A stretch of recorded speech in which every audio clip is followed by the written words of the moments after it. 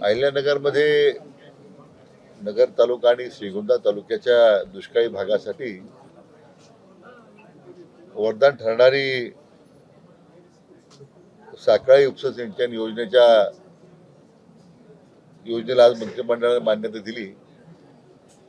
साधारणतः 1000 हेक्टर पर्यंत शेतकऱ्यांना त्याचा फायदा होईल आणि साधारण 1234 कोटी रुपयाची योजना आहे।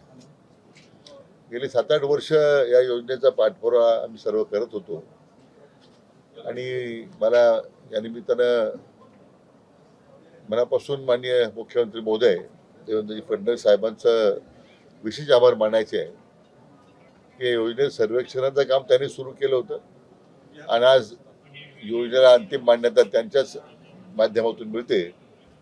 त्यामुळे दुष्काळी भागाला वरदान ठरणारी योजना होती, त्यासाठी आज त्याकरता मंत्रिमंडळानं त्या आज मान्यता दिलेली आहे।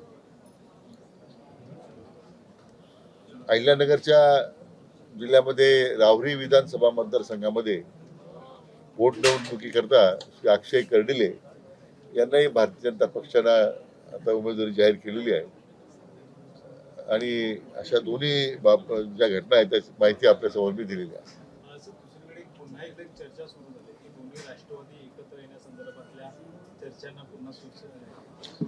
दोन्ही राष्ट्रवादी या लोकांना विचारलं पाहिजे ना, त्यांनी निर्णय करायला।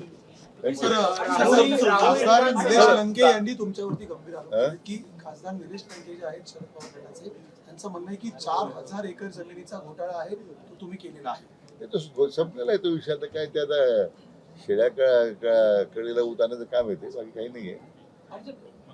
सर करार आणि ह्या जैन समाजाच्या असं मोठी वंदना पाहायला मिळतात, पुन्हा एकदा नवीन वादाला तोंड फुटताना पाहायला मिळते। नाही, मी काही त्यांचं स्टेटमेंट आता आजच मी पाहिलं ते, तर मला वाटतं त्याची माहिती आम्ही घेतोय। म्हणजे मला व्यक्तिगत त्याच्यावर भाष्य करायचं नाही, परंतु आता हे वेगवेगळ्या महापुरुषांसंदर्भात जे वक्तव्य होत आहेत ते मला वाटतं टाळले गेले पाहिजे। त्यातून जाती विषमता किंवा जाती सलोखा बिघडण्याचं काम होतं। जे ज्या महापुरुषांनी देशाच्या योगदानासाठी काम केलेलं आहे, मला वाटतं त्यांचं पावित्र्य आणि ते आपण ठेवलं पाहिजे, अशीच माझ्या निमित्तानं आपल्या माध्यमातून विनंती करायची आहे।